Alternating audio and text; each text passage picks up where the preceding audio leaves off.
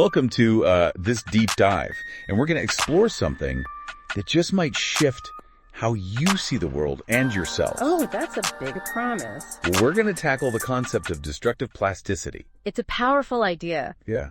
From the philosopher Malabou, and it gets at how massive change, often the tough stuff like trauma, can really reshape us. Yeah. In ways we don't usually associate with that word plasticity. So you requested this deep dive because you're interested in how identity can be fundamentally altered by powerful forces, not just molded a bit here and there. Yeah, just a little tweak. Yeah. So we're diving deep into excerpts from Malabou's book, Ontology, the Accident. Yes. To give you a whole new way to think about those transformations. That's right. That can seem to defy explanation. You know that saying how life is like a river, always flowing and changing? Well, imagine that river getting hit by a massive earthquake. Oh, wow. The riverbed cracks, the flow changes completely, maybe even splits into new paths. That's kind of what destructive plasticity is like. Yeah. A radical break, not just a gradual shift. And that word plasticity is interesting here because we usually think of it in a positive light. Yeah. Right? Like our brains are plastic, meaning they can learn and adapt.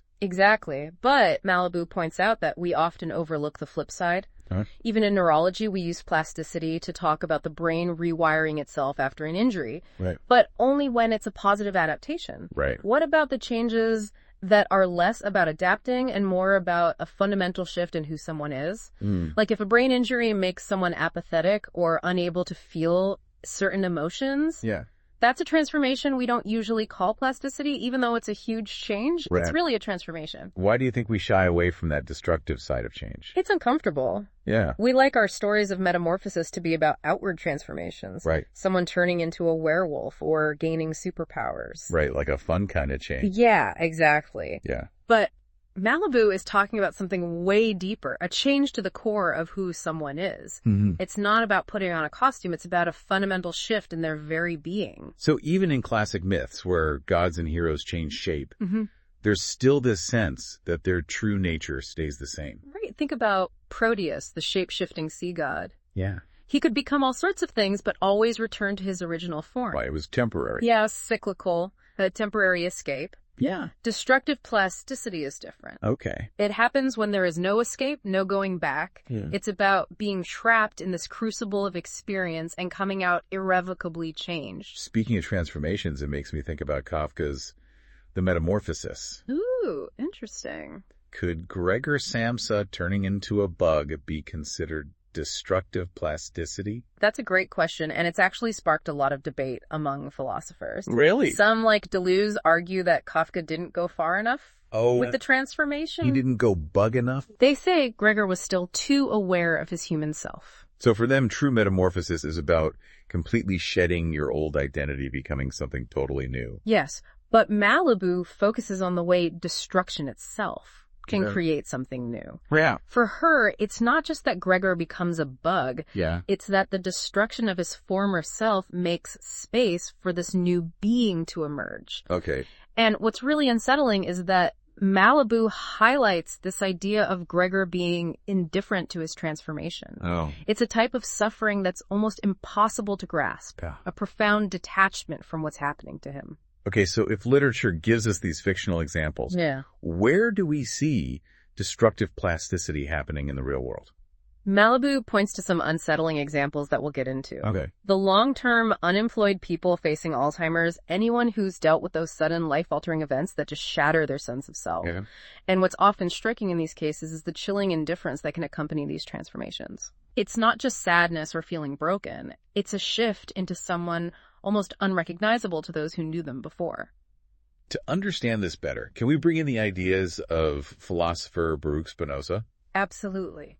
I know he had some groundbreaking ideas about the connection between the mind and body. Centuries before modern neuroscience, Spinoza was talking about the conatus. The conatus. The drive of all beings to keep on existing, to persevere. Yeah. And he saw that emotions like joy and sorrow could have a huge impact on how strong that drive is. Okay. You know, that feeling of just wanting to keep going even when things are tough. Yeah. That's part of what Spinoza called the conatus, that deep primal urge to survive. So how does that connect to destructive plasticity? Think about the work of neuroscientist Antonio Damasio, who actually called Spinoza a proto-neurobiologist. Okay. Basically someone who was way ahead of his time in understanding the brain. Yeah. Damasio's research shows that when certain parts of the brain are damaged, especially those involved in processing emotions, it can lead to a diminished capacity to feel. Okay. And it's not just about not feeling happy or sad. Yeah. It's about the drive to survive itself being altered. Wow. It's like a kind of living death, where even the most basic instinct of self-preservation gets disrupted. Wow. That's heavy stuff. Yeah. If our very drive to survive can be transformed. Mm-hmm. What does that say about how solid our identity really is? That's the profound question Malabou forces us to grapple with, and we're going to keep exploring it as we go deeper into this concept. This is where things start to get really mind-bending, so stay with us as we delve into some real-life cases that will make you think about the fragile nature of identity in a whole new light.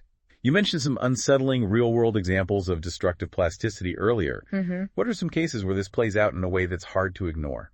One example Malabou uses is a murder that happened at Pau Hospital in France back in 2004. Is that the one where a former patient broke in and... Yes, he killed 2 nurses, and it was a brutal scene. He even decapitated one of them. But what's especially disturbing beyond the violence itself was the reaction or lack of reaction from other patients who were there. The perpetrator, Dupuy, actually put the severed head on a TV, and some of the patients who saw this horrific act didn't do anything, didn't even say anything. It's like their ability to respond, to process the horror of what they were seeing was just gone. Exactly. Now, while those witnesses were psychiatric patients, not specifically brain injured, this case illustrates an extreme end of what we sometimes see when there's damage to the emotional centers of the brain, this profound lack of effect, a chilling indifference, and that's not limited to those extreme cases. So it's not just that people become violent, but... Think about it this way. Our ability to feel emotions connects us to ourselves and to other people. It drives our empathy, our sense of responsibility, how we make decisions based on what we care about when that ability is disrupted. The effects can be subtle, but really powerful. Damasio, the neuroscientist we talked about earlier, has written about patients who, after brain injuries, couldn't hold down jobs, maintain relationships, or even manage their own money. And it wasn't because they weren't intelligent. It was because their ability to make good judgments, to actually care about the consequences of their actions, was impaired. Their families even reported a chilling lack of empathy, a complete change from who they were before. And this brings us to a question you brought up earlier. Can aging itself be seen through the lens of destructive plasticity? Because we tend to think of aging as this gradual process, right? A slow decline like an airplane descending for a landing. We talk about aging gracefully as if it's all about managing that decline. Right, that's the common narrative, but it assumes that aging is mostly about loss, losing our physical and mental abilities. While there's truth to that, it doesn't capture the whole picture. So what's the other side of that? Think about aging not just as becoming old, but as an event. A sudden break could be a health crisis, the loss of someone close to you, even something small that suddenly makes you question who you are. So aging can sneak up on you and then bam, it hits all at once. Exactly. And just like those other cases of destructive plasticity, the element of surprise is key. It's not just that we're getting older. It's that we can become almost unrecognizable to ourselves and others in the process. That reminds me of Proust, his descriptions of the aging guests at a party in Finding Time. Again, it's like a master class in the disorienting effects of time. He's brilliant on the surface. Proust's narrator is describing the physical changes, wrinkles, sagging skin, people trying to hide what time has done. But what he really captures is this feeling of estrangement, running into people, but who seem like strangers. He even says he had contrived to look so different from himself that I had the illusion of being in the presence of another person altogether. It's like aging can create a doppelganger, a version of ourselves we don't even recognize. And it's that unsettling feeling, this mix of continuity and rupture, that makes aging such a powerful example of destructive plasticity. Yeah. We're not just seeing a gradual fade. It's a process that can involve sudden, drastic shifts in who we are. Speaking of aging as a sudden rupture, the writer Marguerite Duras is a fascinating case study. It's like she aged too soon, her youthful energy seemingly ravaged by life's experiences. Duras actually described her own transformation as her face taking off in a new direction when she was just 18. It wasn't gradual for her. She saw it as a sudden shift, and she even talks about observing it with a detached curiosity, like it was happening to someone else. People who knew her in her younger years were shocked by the change. It's as if she skipped that whole phase of gradually getting older and went straight to this different version of herself. Duras had a rough childhood. lots of loss and trauma, and she struggled with alcoholism later in life. But she insisted those experiences didn't cause the change. They just confirmed this pre-existing scar, a coldness that was already there, according to her. She even said she had the face of pleasure at 15 before she even knew what pleasure was. It's as if the change wasn't so much about what happened to her, but about a fundamental shift in her being something that defied explanation. And even her writing style reflects this brokenness she uses as syndeton, where she leaves out conjunctions, creating these jarring jumps in her sentences. It's not a smooth flow, more like a series of pronouncements or sudden shifts. You get the feeling of a mind wrestling with the unpredictable turns that life takes. Exactly. It's not a smooth narrative. It mirrors the brokenness she experienced. So if even aging, which we think of as natural, can be seen through this lens of destructive plasticity, what does that say about how we understand ourselves and the world? That's the big question Malabou's work makes us face. It challenges us to move beyond simple ideas of change as either gradual or just external. It asks us to consider the potential for radical transformation that exists within each of us, a capacity to be reshaped in ways we might not expect or even understand. And that's where the concept of negative possibility comes in, right? This idea that there are possibilities that are about what can't be, not about what will be. Yes, Malabou introduces this idea to describe a limit, an absolute no that can be turned into a yes. Okay, I'm going to need you to break that down a bit further, because we usually think of possibility as a good thing, right? It's about potential things that could happen. And that's exactly what Malabou is challenging us to rethink. She's asking us to consider a form of possibility that's not about hope or potential, but about a fundamental limit, an ending with no chance of going back. So how does this relate to destructive plasticity? Well, think about it this way. Destructive plasticity is about the potential for irreversible change, for transformations that can't be undone. It's about hitting a wall, a point where going back, returning to how things were, is impossible. And that's where it gets really unsettling, right? If who we are is fundamentally impermanent, if we can be reshaped by forces outside our control, what does that say about our sense of agency, our belief in the story we tell ourselves about who we are? That's the core of Malabou's challenge. She's not saying we're just puppets of fate, but she's making us confront the limits of what we understand about ourselves.